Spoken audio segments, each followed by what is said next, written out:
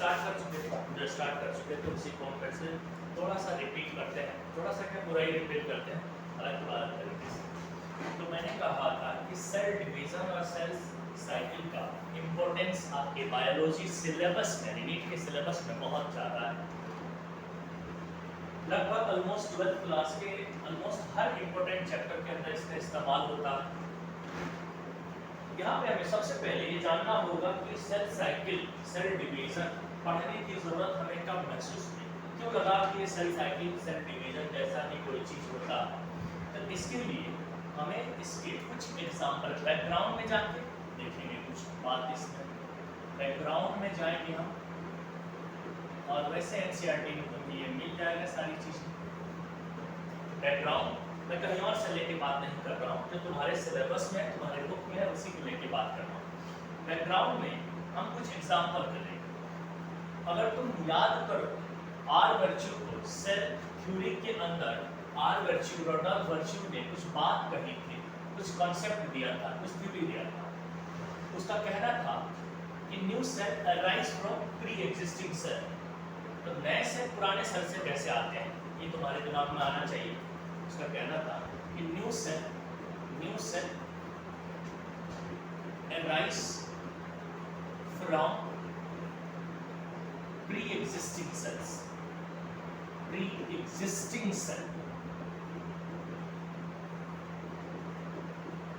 पहले से मौजूद जो सेल है उसी में से नए सेल आते हैं। ये बात किसने बोली थी सेल थ्योरी के अंदर, मॉडर्न सेल थ्योरी के अंदर ये बात बोली थी। किसने बोली थी? मॉडर्न सेल थ्योरी में ये बात किसने बोली थी? आर वर्च्यू ने बोली थी,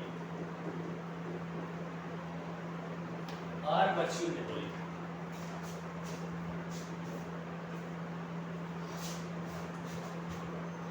इस बात का क्या मतलब हो रहा है कि सपोज एक प्लांट है, एक छोटा सा प्लांट है जो सीड में से जर्मिनेट होकर आता है। ये सीड है और इसका जर्मिनेशन होगा तो इसके बाद क्या होगा, एक बेबी सा प्लांट निकल के आएगा। इस तरीके का बेबी प्लांट, इस तरीके का बेबी प्लांट निकल के आएगा। इस तरीके का, इस तरह का बेबी प्लांट निकल के आएगा। इसको मैं कहता हूँ बेबी प्लांट। जब सीड का जर्मिनेशन होता है तो वहां से एक बेबी प्लांट निकल के आता है। मान लेते हैं इस बेबी प्लांट के अंदर मान लेते हैं कि 1000 सेल्स है। मान लेते हैं कि इस बेबी प्लांट के अंदर 1000 सेल्स है, क्योंकि पहले से तुमको मालूम है कि जितने भी लिविंग ऑर्गेनिज्म है वो सेल के ऊपर बने हैं।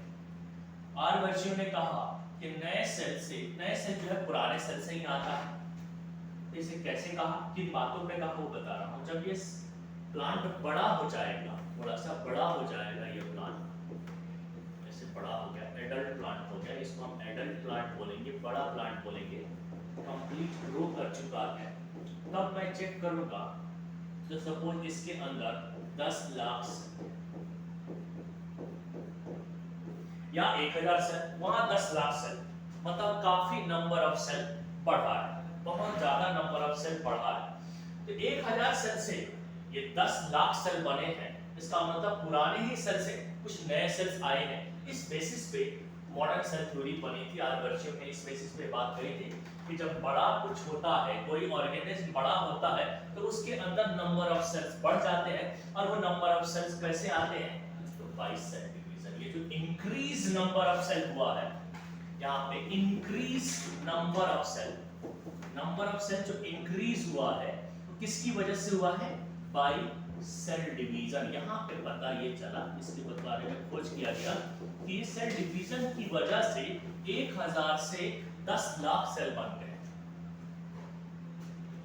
सेल डिवीजन वो प्रोसेस है जिसके थ्रू ये नंबर ऑफ सेल बढ़ गए। नंबर ऑफ सेल बढ़ने की वजह से बॉडी बढ़ गई, बॉडी ग्रो कर गई। यानी कहीं पे भी अगर ग्रोथ होता है, वहां नंबर ऑफ सेल्स बढ़ते हैं, और नंबर ऑफ सेल्स बढ़ते हैं इसका मतलब वहां पे सेल डिवीजन होता है, कुछ होता है सेल डिवीजन। अब इसको हमें जानने की बारी आ गई कि सेल डिवीजन का। यहाँ से मैं स्ट्राइक किया कि सेल डिवीजन कुछ होता है, चलो उसको हम सीखते हैं। एक एग्जांपल दी, ये रहा हमारे बैकग्राउंड में। दूसरा example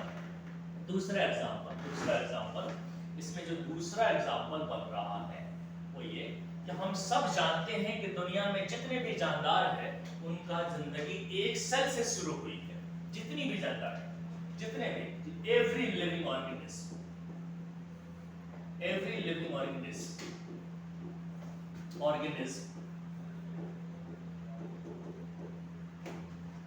develop from single cell